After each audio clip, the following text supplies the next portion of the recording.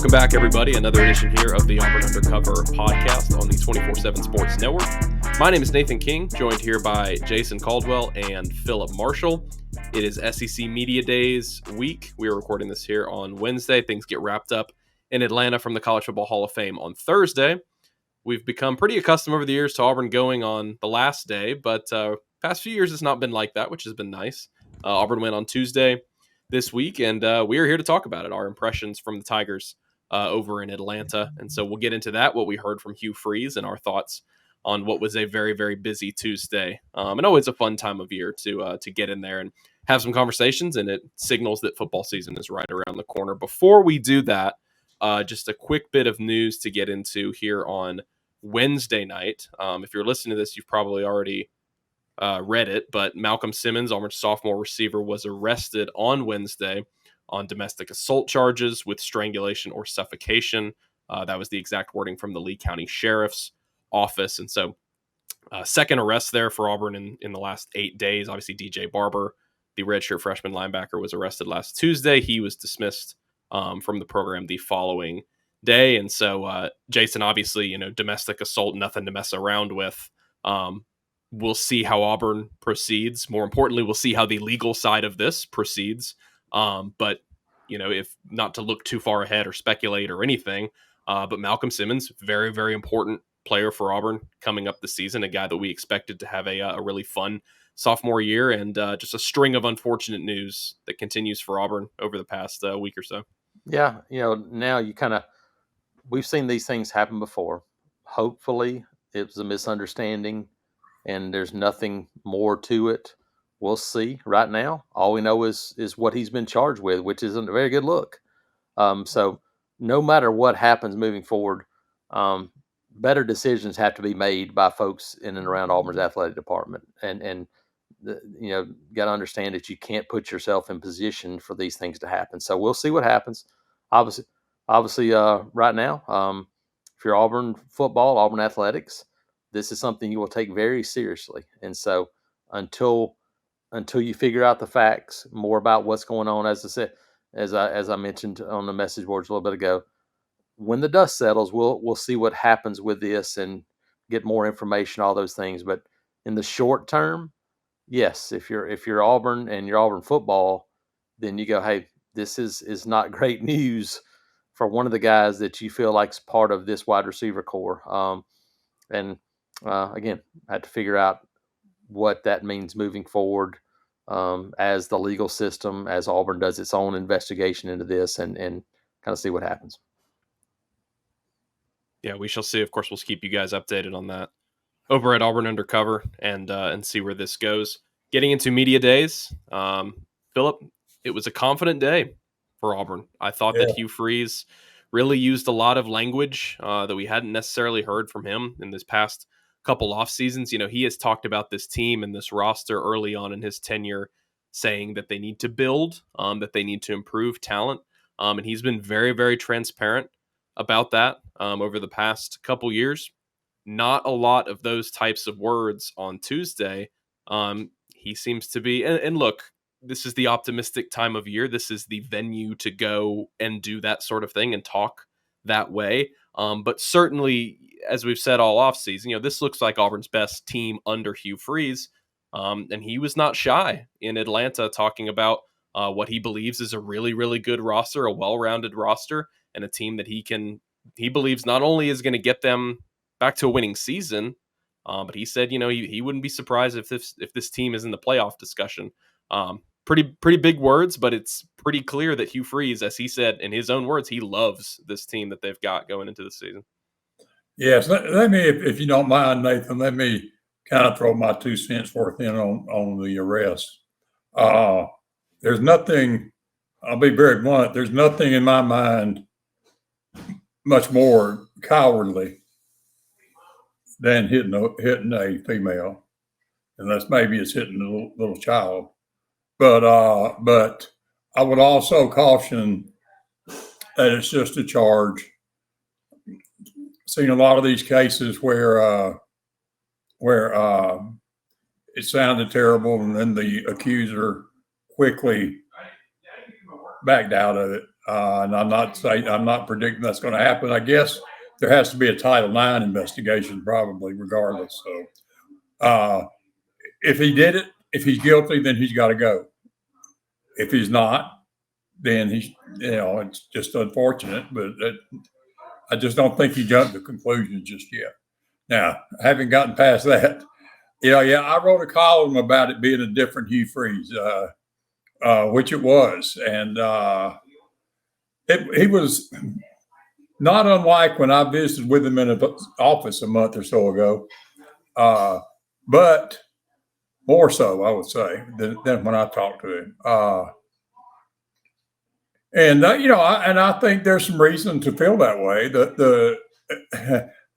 Jason and I were talking earlier. I think that as a having been to almost 40 of these SEC media days going back to 1985, we used to laugh about it because whoever was supposed to be good would get up there and talk about, well, we got this hole to fill and we got this.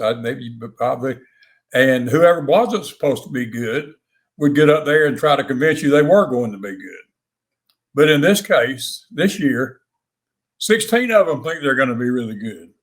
And regardless of how good somebody is, and that's one of the things that makes the SEC what it is, but somebody's still going to finish last and 15th and 14th and 13th. But certainly, to me, I don't question. I think that a Jackson Arnold who is out of high school. I think, and again, Jason and I were talking about this. The only starting quarterback as of now in the SEC that was rated higher than he was is Arch Manning, and so I don't think there's any doubt he has talent and seems to have all the things it takes.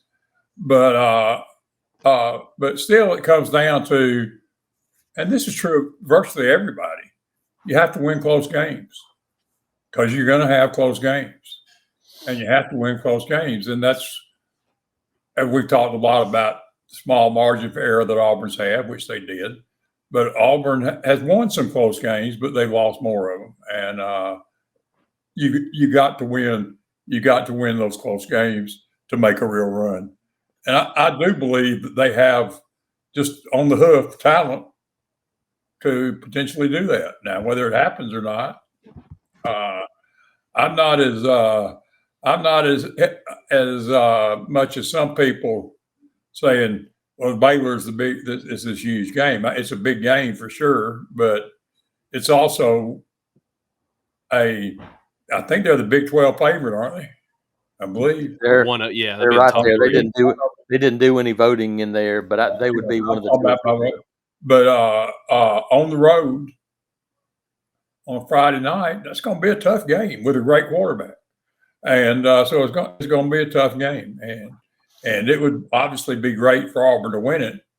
But on the other hand, if you don't win it, you just move on. You've lost one game to a nationally ranked team on the road, non-conference. So, and if the Big Ten gets their way, it wouldn't even much matter if you lost a non-conference game if they get their playoff format that they want.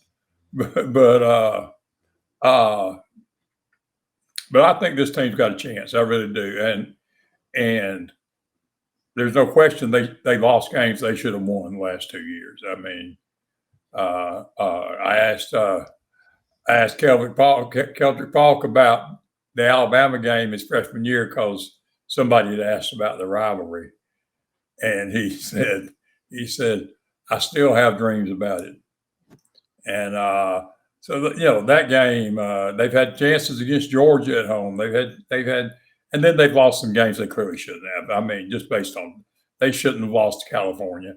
They clearly should not have lost to New Mexico State, or really to Arkansas, or certainly to Arkansas or Oklahoma for that matter. Missouri. But, the thing I think about the Missouri game is, to me, and I'm not going to even mention his name because it's just one play of one player, but if an open receiver catches a pass that goes right through his hands in the end zone, it's 24-6 and it's over. And they probably never even bring their starting quarterback back in. Never get him shot up and then bring him back in. Yeah, that's the point, Philip, and that I think when you start talking about the air of confidence a little bit, those you just kind of ran down games. Those are games I think about that more talented teams don't lose. Right. That's the difference, and it's hard to get people to understand it because they go like, "Well, Alabama and Georgia, they don't lose games like that." Yeah, they play the same way. Everybody has games like that, but they're just talented enough that but they can overcome it. Well, when you're not very talented, you cannot play at that level that you play against Alabama every week. Can't do it. No. Nobody can. But when you're really talented, it doesn't matter. And so you look at it and go, that's the difference. And so the more talented you get, the less perfect you have to be. That was what I was trying to get to. And the better the play callers get. You're correct. And so it all works together. I think you see now a group of guys that feel like, you know what? We can overcome mistakes and still win a game. Right. We cannot make that play in the corner of the end zone.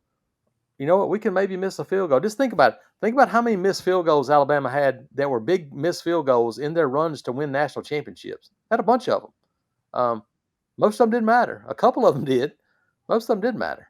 And so, yeah, I think it's a roster now that you feel like, man, you can overcome not having to play perfect because you're talking about those two Alabama games.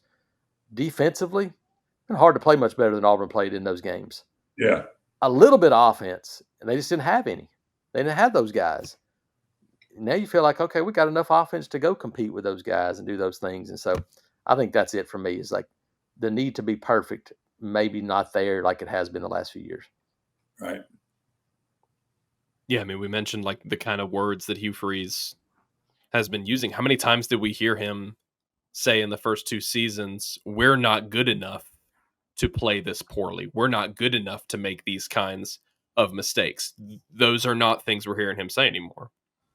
And at no time in in the lead up to those two seasons did he use the word playoff, at least not that I can remember. Yeah, no.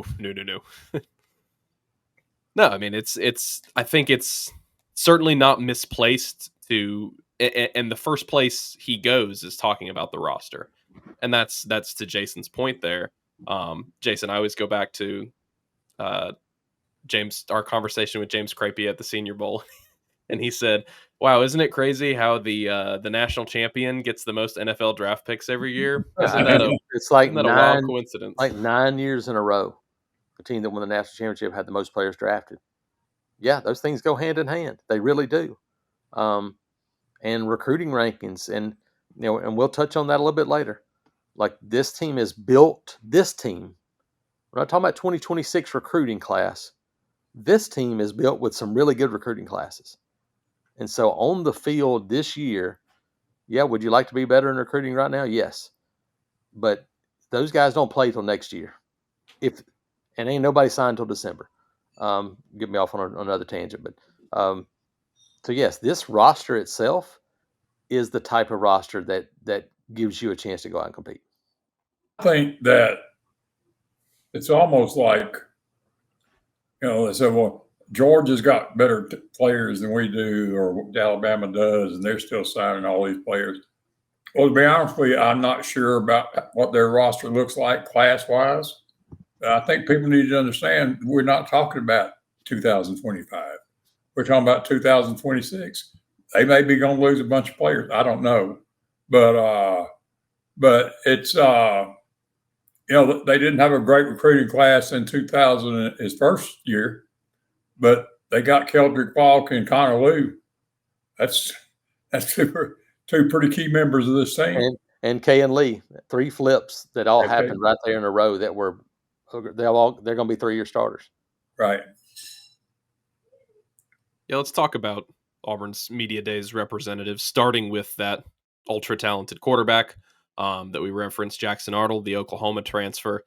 His second straight trip to media days, only this time had the Auburn logos behind him instead of the Oklahoma logos. Jason, a lot of the same conversations we've been having with Jackson Arnold since the spring, talking about how he feels like this is a really good fit for him. But I thought more of the takeaways from our conversations with Jackson in Atlanta were about the off the field stuff. I mean, he was a guy who came in and said, I can't remember the exact quote from him, but he said he talked to the team in the spring and said, I'm here to lead. Like, I'm here to do this thing. I'm here to take this team over. He got elected to the team's leadership council. Would not be surprised one bit if he ends up a team captain for them. Only 2 first-time quarterbacks representing their teams at SEC Media Days. Coincidentally, in addition to Jackson Arnold, it is John Mateer at Oklahoma who replaces him. And so, Freeze couldn't talk highly enough, of course, about the talent that Arnold has, but more so, Jason, it's going to be really key for him to have that confidence back this season, and it just seems like it's there. It seems like this blank slate has been a really good thing for him at Auburn, and clearly he's become a really, really big presence in that Auburn locker room. Yeah, no, I think you look at it. One of the keys for me is that he was here in the spring. It's just a big deal. People forget about, you think about the last 2 years. And I'm not going to trash Peyton Thorne because that dude played his guts out every game and laid it on the line. Was he perfect? No. Did he have enough help around him either? No, he didn't. There's more help around Jackson Arnold this year, but I think he's a different quarterback too. Peyton Thorne was an improviser, and like something broke down, he can make plays, do those things. Jackson Arnold, to me, is an on-time quarterback. We heard the things that were the strengths of his game and anticipation throws, anticipating, doing those things. And then I thought there were really interesting things yesterday and on Tuesday, and on Wednesday, I thought there may have been even more interesting things because, Nathan, you wrote about it, but Brent Venables, you don't often hear a former head coach talk about a player that left his program the way that Brent Venables talked about Jackson Arnold. I thought that spoke volumes about the kind of guy that Auburn got. To hear Jeff Levy talk about him too, a guy that recruited him in high school. It made me start thinking about it and thinking about how successful Auburn has been when they had really, really highly rated quarterbacks. And Nathan, you've talked about this some too, but you start looking at the correlation between really highly ranked and when that guy got on the field, what were Auburn teams like? And they're pretty good. I mean, you start thinking about Cam and you think about, the other guys that have, when they've had highly ranked quarterbacks, they usually been pretty good. And so, and I think you start thinking about the rosters that those teams had. Cam had some really good players around him. Now, I'm not saying that Jackson Arnold is anything close to Cam Newton because I've never seen anybody close to him. But this roster from 1 to 50 is better than that roster was, I believe. Yeah. Now, can you find the difference maker? Can you find the difference maker guys? And so that's the key now is like, can Jackson Arnold be a difference maker? Can Eric Singleton, is he who he thought he was? All those guys. Can you find difference makers on defense up front other than Keldric Faulk? Those are the things that will be, in the end, big stories for this team. But there's no question that Hugh Freeze and Jackson Arnold, those two guys will be tied to the hip for this season because that's what it's about. It used to be that way in the NFL, and in college it never was quite the same. Now in college, it is a quarterback-driven game, just like the NFL has been for years. And so, how well Jackson Arnold plays, or something happens, and if it's Deuce Knight or Ashton Dance, whoever, how well the quarterback position handles things this season for Auburn is ultimately going to be a big part of things. Yeah, I can remember when, Randy Campbell, good friend of mine to this day, but he was not a superior athlete, and he'd tell you that as quick as anybody would. He was not a great passer. He wasn't particularly fast. I mean, he wasn't slow, but he wasn't particularly fast.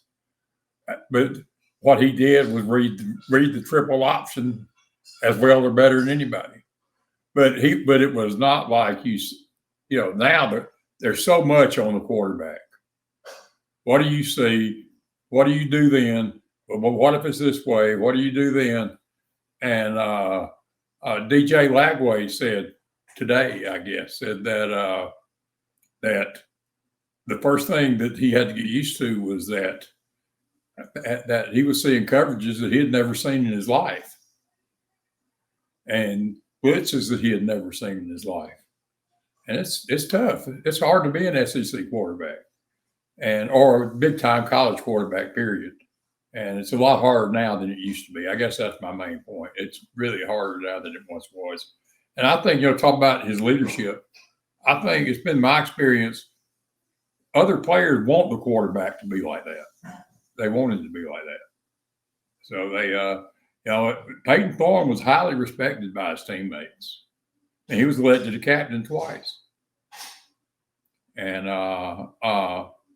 you're right. I mean, he played his guts out all the time. He laid it on the line. He didn't always make the plays.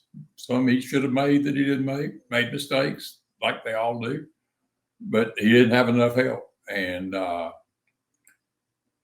when things got squirrely, they lost a lot. But I don't know if this team can really be a playoff contender. I don't know that it can't. But I think it can be really good. Yeah. There's no reason it can't. You would have to convince me a lot of reasons that it can, but I there's always going to be somebody. I mean, it's 12 teams now. There's always going to be somebody that jumps up. But like Jason said, it's the unfortunate truth, but year 3 of Freeze is going to be heavily defined by how well that marriage works between this passing game and the system and Jackson Arnold. You can have all the other pieces. Yep, I agree. And I think, the offensive line sounds like it's at another level than where it has been. And defensive line, that's going to be the interior defensive line in particular. Somebody's going to need to step up there. And they got talent there too. And I think the secondary's got a chance to be really good. I think linebackers are good enough. I think they've got, and I like the running backs. I think they got 3 running backs that potentially could have big years. So, and they got the field goal kicker back, which would have made a whole lot of difference last year if he hadn't gotten sick. But here's the thing: Georgia, Alabama, Florida, LSU, Tennessee, Ole Miss. They got all those things too. So gets back to the same thing. Who wins the close games? Yep. And that was part of the discussion as well. I mean, I asked Hugh Freeze about that on Monday when we were at the alumni event. He said they're going to take some time, which they've already been doing this going back to the spring. But he said there's going to be some time dedicated at the end of every practice session that is going to include some things they know they came up short on. We heard from players all throughout the spring that was mostly related to red zone. I asked Connor Lew about that. I'm like, how can you tangibly, like, is it just a wholesale, you've got to get better? And he was like, yeah, that's part of it, but you do need to be sharper when the bullets start flying. And that leads us, that's a segue, Jason, into Connor Lew and a veteran offensive line that's really, really experienced together on the interior. They are not experienced together on the outside, but those individual guys have a ton of snaps. And a guy like Xavier Chaplin is one of your best looking tackles in a few years. We're big Mason Murphy people. I think he really came along strong in the spring. Jason, always good to see an offensive lineman at media days. Certainly Connor Lew has risen up to this point in the program and been somebody extremely, extremely important for them through 2 years. And his representation there underscores the fact that this could be Auburn's best offensive line in several seasons if it all comes together. Yeah, absolutely. So I talked to some folks not only around the program, but they're hearing from some NFL scouts that said, look, they think there may be 6 draftable offensive linemen like coming out this year out of this group when you think about all 6 of these guys, because you got Xavier Chaplin, Mason Murphy, the 2 transfers. Obviously, Connor Lew is going to be a draftable guy in the middle. Jeremiah Wright, Dylan Wade, and Tall Miller. That's kind of your 6 guys, to me, that your starting five is going to come out. So that's 6 guys that could be potential NFL draft picks on the offensive line for Auburn. I'm going to give you a guess. How long has it been? How many years do you have to go back to find 6 total Auburn offensive linemen drafted? From 1 to 7 rounds, 6. How many years? I don't know that it's ever happened. No, I'm talking about combined. How long do you have to go back to find 6 offensive linemen drafted out of Auburn? I'll give you the year. In multiple years, you're talking about. You got to go 9. back to 2012. Auburn's had 6 offensive linemen drafted total since 2012. 6. Wow. You want to talk about how a program doesn't get to the next level? That's it. It's not quarterback. It's not play calling. It's not anything else. If you can't develop and recruit and develop talented offensive linemen, you're not going to win. And you look at it, and they have failed over and over again to recruit offensive linemen going back to the middle of Gus Malzahn's time. They started relying heavily on some transfers. And then Brian Harsin, they didn't recruit offensive linemen, period, for the most part. This is the most offensive linemen that Auburn's had, quality offensive linemen, in a long, long time. Now, can they go out and gel together? Can they get together and do those things? We'll see. But that's been the biggest sticking point. It all revolves around that. And I think back to even 2017, the offensive line was good at the end of the year. They were playing really well. That team gave up 12 sacks in a football game. Yeah. And obviously you didn't have Kerryon Johnson that day against Clemson, but those teams, you go like, man, they got good. Yeah, they were good at moments, and they were really good at the end of the year. But this group has a chance to be as good an offensive line as Auburn's had in a long time. And if you have that, you got a lot of other pieces fall together. And that's going to be, we mentioned quarterback. People will look at quarterback. To me, if that offensive line group's there, then the quarterback will be there. Yep. If you that's one thing about the game. The offensive game has changed dramatically over the years, obviously, and playing in space and all that stuff. But one thing that hasn't changed is you better be able to win up front, because if you can't, you're probably not, like you said, Jason, you're probably not going to win. And there's your red zone play calling. So, Nathan, back to that point and back to close games, those things come to a head when you're not as good up front. And then last season you throw in too, and you go uncertainty. And hey, I think Towns Magoo is going to be a really, really good kicker. He got thrown into a really tough situation last year. I think he's going to be great. But you all of a sudden go, okay, now it puts more pressure on play calling because you're uncertain. Hey, are we going to kick a field goal? Am I even going to try a field goal? Right. And so now you're even more going, we got to do this. We got to do this. I think all of those things were a big factor last year. Well, like Auburn against Alabama last year, Auburn went forward on 4th and 4 or couple in the red times. zone, and you go, look, and didn't get it. And if you still had your kicker, you kick the field goal in those two situations. And I understand that when you don't have confidence that the guy you got can go out there and make it. And unfortunately, he missed the first. He actually had a good game against Alabama, but he missed the first one. And then you say, well, it was fairly short, as I recall. Yeah. And then you say, oh my gosh, we can't kick it. We better score. Yep. So now I think all those things come back to that original point going, you can feel better about the offensive line. You have Alex McPherson. And if those two things should help you be more efficient when you get in those opportunities.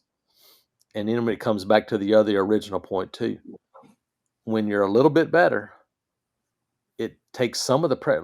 Now you need to score touchdowns in the red zone, but then all of a sudden you go, you don't feel like you have to score a touchdown every time you're in the red zone, and you don't have to take some chances and do those things.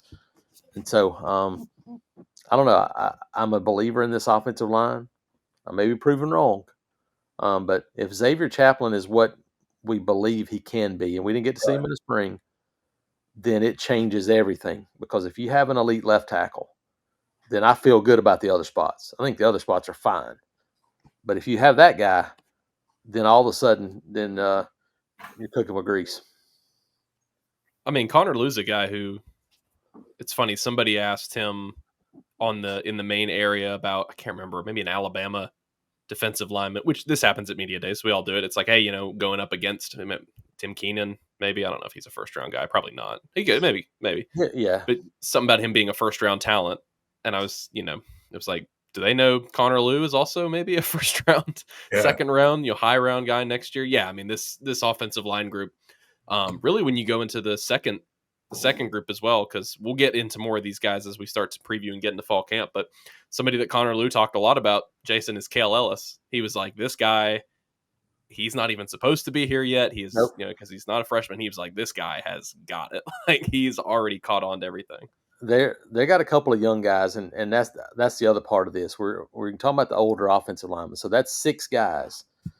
We would have had problems getting to 6 guys the last few years, where you go like, so you think about that, and then you go Tyler Johnson, who they believe, and I think has NFL ability. Now, can he harness it as a tackle and find those guys? But you think about Favre Ed, when they signed, that came in a redshirted last year. You got Seth Wilford that came in from junior college.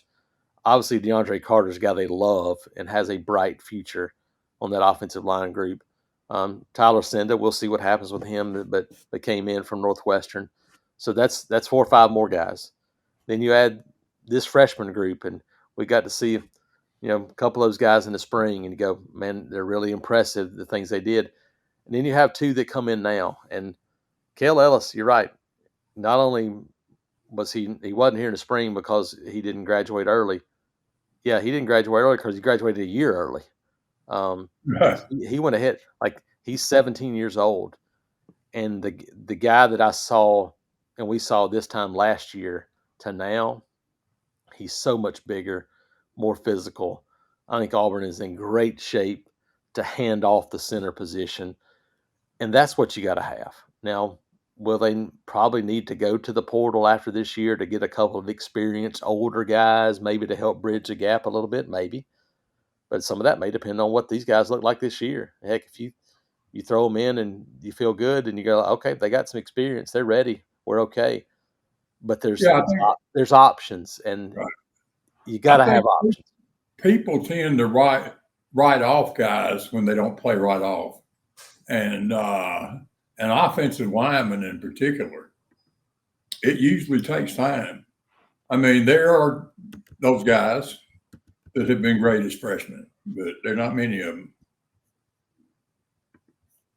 Yeah, I mean, LSU a couple years ago was it the first team in SEC history, I believe, to start 2 true freshmen, two true freshman tackles in their first game of the season. Yeah. So to your point, Philip, how many highly rated tackles have been signed over the years, and it takes a while.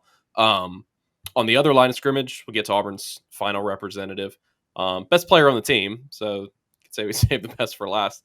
Keldric Faulk was the Keldric Faulk we have come to know and love. It's always great to catch up with Keldric. But Philip, you wrote a great story about him, and he is probably the most potent, disruptive player on this team, the most NFL ready player on this team. But really, we have seen him come so far off the field. Obviously, he's still kind of that quiet guy. That's never going to change, but that's always going to be his. That's always going to be his MO. He has become a really, really big leader for this team, and I think those things are important to highlight as well, because Keldric Faulk was able to. There's an example of him showing off his. He's got a gracious heart, but in addition to that, it's just somebody that I think Auburn is very, very comfortable if he is sort of their guiding presence on the defensive side of the ball this season. He was extremely impressive Tuesday, and he and I was glad that Hugh told the story about him and helping the walk-on kid that was in danger, having to leave school because he couldn't afford it. And there's probably not a whole lot of guys who would. I would imagine that included a decent amount of money. There's just not a whole lot of guys who would do that, and he made the statement about if you're blessed, you're supposed to bless other people, and but he was just he was funny. He was really good. He talked about his mother. He had on some pretty spectacular jewelry. And he said that his mother picked out his outfit, bought the jewelry, did everything. So he said he just did what he was told and more. And said he was looking forward to playing with his brother, which I'm sure he is. That's something you don't get to do all that often if you're a college football player. And but he is not a guy that's resting on his laurels. He said, what I want is to be 10 times better this year than I was last year. He said, I want my statistics to double. I want everything to at least double. And I think he's a great player. And he's also a natural leader, it seems like. Guys like him, people gravitate to. Yeah, because he's not a rah-rah vocal guy. No. Yeah, he's one of those guys, though, that when he speaks, it's going to have impact because he don't go scream at guys, do all that. So he just goes plays football. I start thinking about him, and my comparison for him has always been Julius Peppers. That's who I've always come to since I saw him the first time. If he can have a Julius Peppers type impact, and he showed glimpses of that last year. But if you have that guy on defense, we mentioned it, it's always good to have that guy in the middle that can do that. But if you have that guy, in the end, it don't matter where he comes from. If they have to know where that guy is at all times, it makes your defense so much better. Sure. And so, yeah, you're right, though, Nathan. We were in the radio room when Keldric came up, and when he got done, the moderator in that room, who's been doing it for a long, long time, is like, hey, that's the best guy we've had. And he was. Keldric was great. And to watch him, be himself, but he does it in a way where you go, it's kind of all shucks-ish. It's fun. Kind of Highland homish. It is, and that's who he is. But and the other one I thought of is I don't know. Auburn's had some really good pass rushers over the years. Normally, they've been smaller, quicker guys. I don't know that there's a guy that's a comparison for me when I think about Auburn pass rusher that has been built like Keldric Faulk. 6'6", 270. I mean, I know there were guys that, because they weren't that big then. Andre Bruce wasn't that guy. Maybe this day and age he's that big. I guess Brian Smith would be the only guy, but he wasn't it. He wasn't ever the guy that Keldric is in terms of consistency, probably, though. No, I mean, Keldric's everything you're looking for in that position, really. Yeah. And so, but Nathan, it was fun to listen to, and a guy that is absolutely a leader for this team. And the positions around him, as we have mentioned a million times, and we'll continue to talk about going into camp, are of so much importance. Of course, the defensive line of scrimmage is a really big deal, and Auburn's been waiting for some time to get a complementing playmaker on the inside. And the names that continue to pop up, I mean, Jordan Crawford is somebody that Hugh Freeze has talked about several times, going back to May at the Regents fundraiser. He talked about Jordan Crawford. Really, really high praise for him, Jason, at SEC Media Days from Keldric Faulk. He said Malik Autry and Jared Smith have really come along nicely this summer. This is not to discount somebody like a Malik Blockton. It's certainly not to discount any of their new transfers, but especially in the summer when it's like you can show off and you're in a shorts, and the talent level starts to shine through.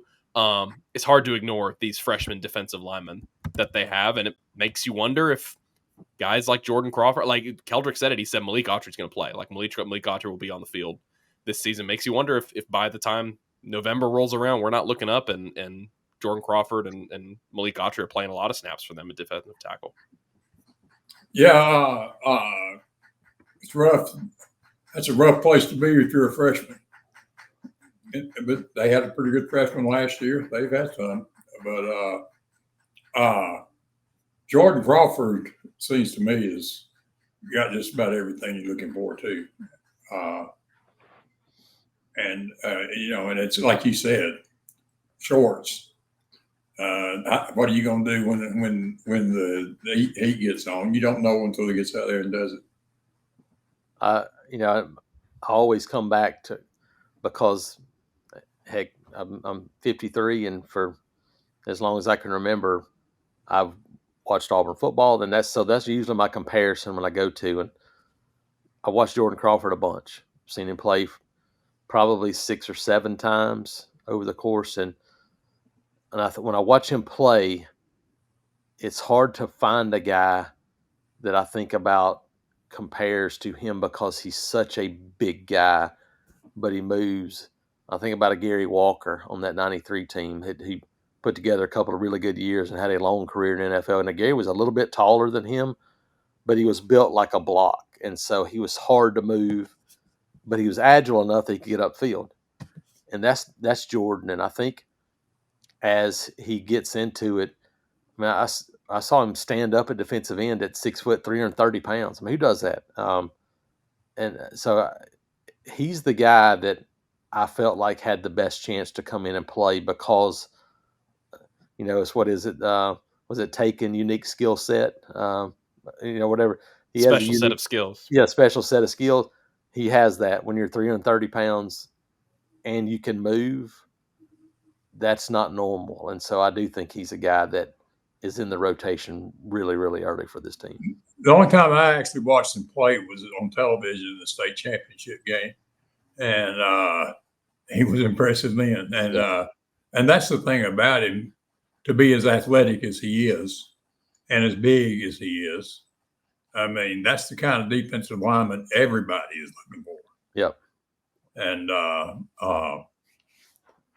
if he can, if he can stand up to the fire in the pit when it starts, and I got no reason to believe he can't, but he's still going to have a lot to learn. There's no question about that. They all do. And but yeah, it goes back to the same thing I said. I think they have. I don't see a position where I say, well, that's going to be a problem. And I couldn't have said that in the last 2 years. Yeah, now there were a few positions. Yeah, could you go, hey, do they need to do this? But from a talent standpoint, right? Because I've said all along, my questions are in the middle of the defense, but it's not a talent question. It is serious question. Not enough guys have done it yet. Questions, and we hadn't talked about. They bring in Jay Harding, you bring in transfers. They brought some big older guys in. If those guys can give them what those guys did last year, just hold up in the middle, and then Malik Blockton gives you some pass rush ability, and Jordan Crawford and Jared, those are guys that give you some options. They got numbers. There's no question about that, and they got size. It's gonna be an interesting group to watch develop over the year. It'll be interesting to see where they're picked in the preseason, because it's hard to get people to take you seriously when it's been a while since you were good. Yep. And and sometimes I saw a tweet today from another reporter basically making fun of Hugh for claiming that he didn't recruit Jackson Arnold when he was at Liberty. And I said, well, of course he didn't. He didn't have any chance to get him. Jackson Arnold wasn't going to Liberty.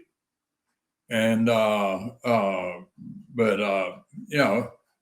in the end, preseason polls, preseason orders of finish, preseason wire service polls, they don't really matter. And I do believe this team has a chance to be good. Like I said earlier, though, I mean, there's a lot of teams in the SEC got a chance to be good. Yeah, when it comes to the preseason poll Friday, what I've kind of thought about is that I think a lot of people are, and I probably am as well, like, you're not going to give Auburn the benefit of the doubt over other teams that are in a similar talent sphere, whatever you want to call it, similar pecking order of the SEC, that have done it more recently, that have proven they can win with this coaching staff more Right. recently, and so Yeah, it's going to be interesting to see where they fall. And the hard part too is that, Philip, going back to something really early on, you're talking about everybody feels like they're good, because everybody in this league probably feels like they're better than they were last year, because Mhm. in this league you can go to the portal and you can Right. get guys and you can improve your team. Yeah. The thing you don't know is how much better the other guy is. Right. All you know is about your team, and you go, man, I think we're better. Well, that guy next to you says, well, we're better too. So like that's it. And you go like, well, everybody's better. And so when you start doing that, you start thinking about it. You go to schedule and you go, man, I seen these people go like, well, they got the toughest schedule. How do you know? How do you know who's got the toughest schedule? You don't know what these teams are yet. Yeah, you don't know. And so it's all those things are like, yes, it's this time of year, but it'll all play out. Yeah, I We'll doubt if find out, and anybody. it won't take long. I doubt if anybody in the Big Ten last year said, "Man, we got to go to Indiana. That's going to be tough." I doubt anybody said that. So, but at the same time, I've heard so much about John Mateer, and I don't have any doubt he's a talented guy. But this is going to be a whole different. This is going to be a whole different thing than what he's experienced before. And you said, didn't you, wasn't you, Jason, said he only had one offer other than Washington State? That's it. And what's interesting is that he followed the OC and coach from the same school that Cam Ward went to. He was at Incarnate Word in Texas. He went to Washington State because that guy recruited him at Incarnate Word, went to Washington State. He said, hey, we're going to offer you Washington State. He went and sat for 2 years behind Cam Ward, who transferred from Incarnate Word to Washington State. And now he's transferred with his OC to Oklahoma. And so I think that's the one real positive, is that it's going to be that same system. But the question is that offensive line group that could not protect Jackson Arnold at all last year. Yeah. Receiver. I mean, they don't have. Room. Can they stay healthy? They got some talented guys, but can they get on the field? How good are they? Again, all those things you just don't know. We don't know. Hey, we don't know about Arch Manning. We don't know. I mean, like, you start thinking, run down the list of things in terms of the quarterback position in this league, and you go, well, you know what LSU's got, you know what South Carolina's got, you know what Arkansas's got, and maybe Texas A&M, in Florida, even DJ Lagway. I'm like, okay, it's the first time where you've kind of been given the reins and it's your team, and I think he's going to be good. I really do, but I'm still going like, we've seen guys do that and then go, whew, man, it don't look the same anymore. But there's only a few guys in this whole league where you go, I know exactly what that guy's going to be when he steps on the field. That's crazy to think about. Yeah, last year there was a lot of them, and this year a lot of them left. So yeah, so and you think about it, what more than likely are going to be the three teams picked in this league are going to be Texas, Alabama, and Georgia. How many combined starts do they have at quarterback in their starting quarterbacks? Let's see. I guess one for Georgia, right? One for Georgia. No, three. And I guess did Arch have two? Arch started 2 games, I think. When he started two, I think. But yeah, so between all of those teams that are picked to win this league, that's the combined starts, not just in those teams. Period. That's crazy. Yeah, I don't know that I've ever seen. And listen, Archie Manning's a friend of mine. He is one of the best guys you'll ever meet. Peyton's a good guy. They're all good. The Mannings are good folks. There's no question. But and down to earth folks. But I mean, Arch to get all the overwhelming attention that Arch is getting without ever having really done anything of much significance in college, it's kind of amazing. And in fact, if you listen to him, he's kind of amazed by it too. Yeah. And now look, he may be a Heisman Trophy guy. I'm not saying he won't, and I'm sure he'll be good. But is he going to be a national championship guy? Again, like you say, Jason, you don't know. He was the only interview all week so far where you had people. There's a little balcony in the Hall of Fame main area, and you had people up on the balcony on the second floor trying to use their cameras to get down in there. And obviously they're not talking to, unless they want to yell. They're just using their cameras. But yeah, it was crazy.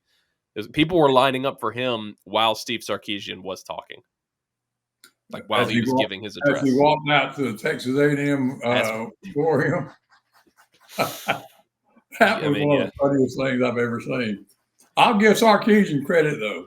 He didn't blink. He just walked right on out there.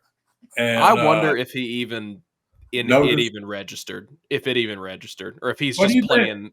What would you think would have happened today if Alabama's coach had walked out there and said, "Where you going to fly out?" Yeah. He wouldn't have known what it was. Yeah, no, yeah. Nor would Hugh Freeze know Alabama's fight song. Yeah, probably maybe a little bit more of that one. But I don't know. It was just funny. I mean, I'm sure somebody got in pretty serious trouble. Some SEC person got in pretty serious trouble. Whoever was responsible for that. They just saw Texas and hit the button.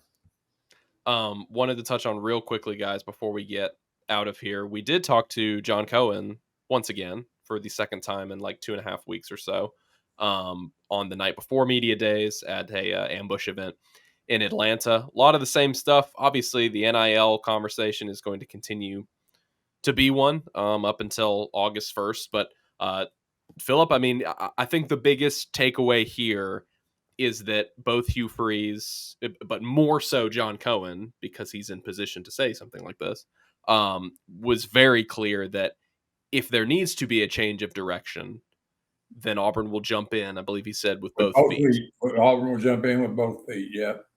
Yeah, and I think that's something a lot of fans don't seem to understand, but that goes back to the same thing I said. They act like that all the good players are already gone, so it doesn't matter.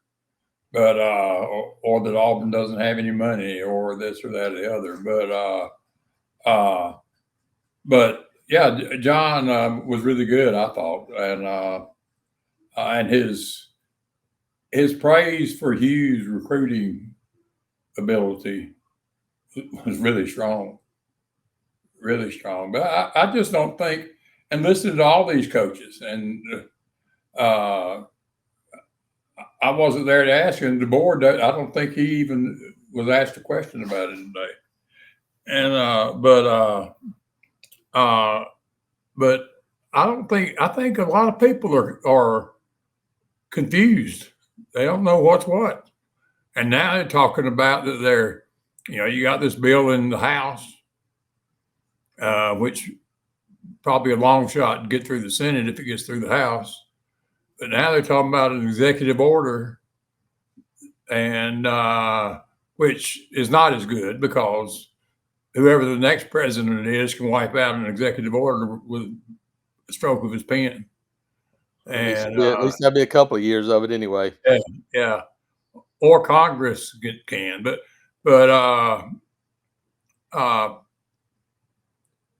it's just crazy. I mean, I think that people were a little careful in Atlanta to not go as far as some people have gone, and basically just accusing other teams of not following the rules. Lane Kiffin was the most outspoken about that, really. And now the Big 12, at the Big 12 media days the week before, they were trashing each other.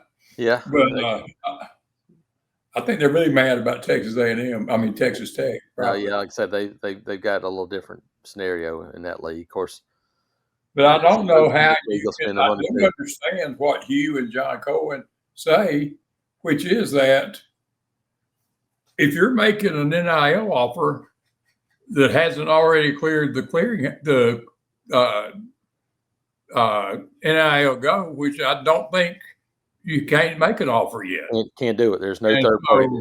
So if you're making an order, if you're making an offer saying we're going to get you $500,000 a year in NIL money, and then whatever you got in your plan to get him that money gets rejected, then you've either got to talk him into taking less, or decide you're not going to sign him, or pay him.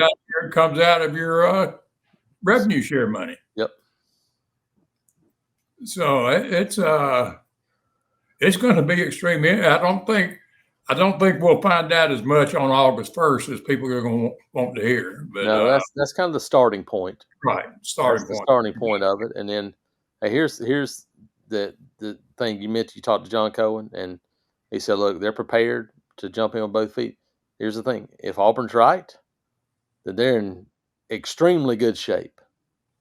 If they're wrong and all these deals start getting cleared, then they got several months and a lot of money to fix it, and to fix it, and try to work some things between in August and signing day. Yeah, I think that's another thing that's misunderstood. And I'm not criticizing fans here. I'm just talking about what I hear from them. Is that nobody is signing anything in August, except, I mean, you can't sign a contract. Tell me if I'm wrong about this. You can't sign a contract in August. You can't sign anything until December, right? Well, you might no, technically you're not allowed to sign those things. You can just get it in hand, right? And you can't sign until December. This is it's like signing day. But here's the thing: you can get it in hand, and once you have it in hand, oh yeah, you got the offer. Then it becomes a binding deal if you sign it, and so that's the part of it. So yes, it might be September, it might be October, but a decision will have to be made before December on, are these deals going to be legal? Are they not? And that when that day comes, if it goes the other way, then John Cohen said it. I've been told as well that Auburn will be prepared to, as my words, go out with a flamethrower. And I think that will exactly be the case. So, in the Wild Wild West of the last 2 years, they sure haven't had any trouble recruiting well. Nope. And I think if that comes to that, they'll be ready to do it again. And we talked about this before the show got rolling, and the context to this is very, very different. But something I mentioned a couple times at media days is that when they took over and had to do a patchwork recruiting job after Brian Harsin was fired, and they only had like 2 weeks to do it, they brought that group up in a flash. Yeah. And it's not the same because they only made a handful of flips, and at the end of the cycle, it made a really big difference. Now you have to sign double digit, you got to add double digit people to this class. But there is no reason at this point. Like it is valid concern, especially if Auburn is wrong. If Auburn's right, like we said, they're fine. It is valid concern to be dead last in the SEC, but there is nothing in the 2 years plus that Hugh Freeze has been Auburn's head coach that should lead you to believe there are any questions about the recruiting chops of the staff. Like we haven't seen any of that yet. Or that whatever the circumstances, that they'll be dead last or anywhere close to it in December. They won't be. Yeah, you'd have no reason to believe that. The biggest reason last is just the number of commitments. Yeah, well, the other part of that too is we've been told from the beginning this was going to be a smaller class because something you mentioned, this is a very sophomore and freshman heavy roster. Now, you may lose other guys that you're expecting back, which will probably happen, and it might open up some spots at the beginning. But you're not going to get to what USC and Georgia are at 31 and 29. No, Georgia up to 30, I believe. I mean, those two teams are both over 30 commitments, and it's July 16th. Auburn wasn't going to approach anything close to that number because of the roster that you have already. Right. But that tells me that Georgia expects to lose a lot of players after this year. I agree. I mean, because otherwise, 105 is 105. But I don't know. It's just, it keeps me confused all the time. You're not the only one. Huh? Heck, man, you're not the only one. I remember when they used to line up once a month to get their $15 a month laundry money. And that was all they got. And they were not allowed to work during the school year at all. So they all went home for the summer. and work construction jobs and everything else to get enough money to have some money when school started. Yeah, it's a lot Changed a different now. bit. Just a little bit. Just a little bit different, yeah. Well, guys, I think we just hit the hour mark, so I think we'll go ahead and call it there. Really enjoyed this show. Enjoyed breaking down SEC Media Days. It was an eventful day and a fun day in Atlanta on Tuesday. You can head over to auburnundercover.com. We've had lots of stories this week, and whenever you listen to this and you go there, I guarantee we'll have lots of stories whatever day it is. We're going to continue to. I believe that we have had more stories than anybody. That was never in question. Well, I do. Been pretty busy, so and there's more coming. So I thought I thought y'all did a great job Tuesday, and Christian throwing in some stuff, and I thought what we did was really good. I think sometimes I think we get so much that you look to see how many hits a certain story has that it may not be as. It's not as many as it would be if it was the only story, or if it was one of 2 stories or 3 stories. But still, I mean, if you were interested in what was happening with Auburn in Media Days, you can find it at Auburn Undercover and still can. Yep. So hopefully people enjoyed it, and we'll keep it going. For sure. All right. We'll talk to y'all soon. Everybody enjoy the rest of your week, and be sure to head over to auburnundercover.com.